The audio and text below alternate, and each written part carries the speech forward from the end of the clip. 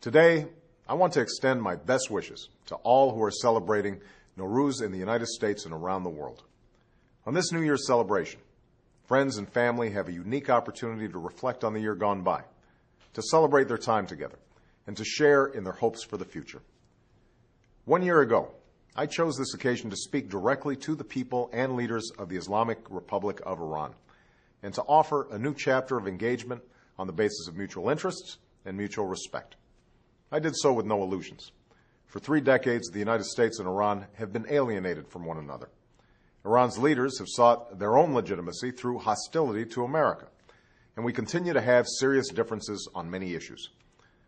I said last year that the choice for a better future was in the hands of Iran's leaders. That remains true today. Together with the international community, the United States acknowledges your right to peaceful nuclear energy. We insist only that you adhere to the same responsibilities that apply to other nations. We're familiar with your grievances from the past. We have our own grievances as well, but we are prepared to move forward. We know what you're against. Now tell us what you're for. For reasons known only to them, the leaders of Iran have shown themselves unable to answer that question. They've refused good faith proposals from the international community. They have turned their backs on a pathway that would bring more opportunity to all Iranians and allow a great civilization to take its rightful place in the community of nations. Faced with an extended hand, Iran's leaders have shown only a clenched fist. Last June, the world watched with admiration as Iranians sought to exercise their universal right to be heard. But tragically, the aspirations of the Iranian people were also met with a clenched fist. As people marching silently were beaten with batons, political prisoners were rounded up and abused, absurd and false accusations were leveled against the United States and the West, and people everywhere were horrified by the video of a young woman killed in the street. The United States does not meddle in Iran's internal affairs. Our commitment, our responsibility, is to stand up for those rights that should be universal to all human beings.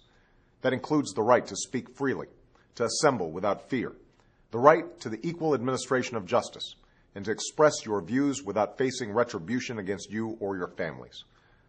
I want the Iranian people to know what my country stands for. The United States believes in the dignity of every human being and an international order that bends the arc of history in the direction of justice.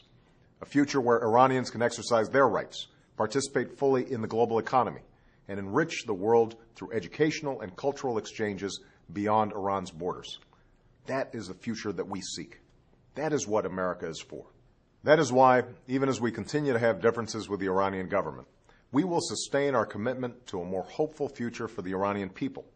For instance, by increasing opportunities for educational exchanges so that Iranian students can come to our colleges and universities, and through our efforts to ensure that Iranians can have access to the software and internet technologies that will enable them to communicate with each other and with the world without fear of censorship.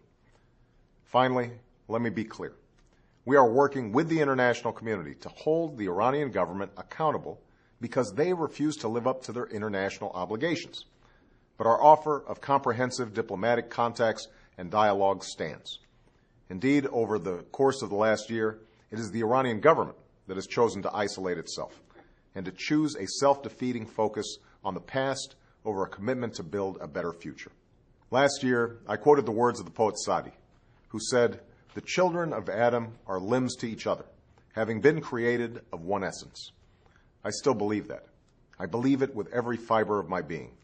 And even as we have differences, the Iranian government continues to have the choice to pursue a better future and to meet its international responsibilities while respecting the dignity and fundamental human rights of its own people. Thank you. And Eid e Shoma Mubarak.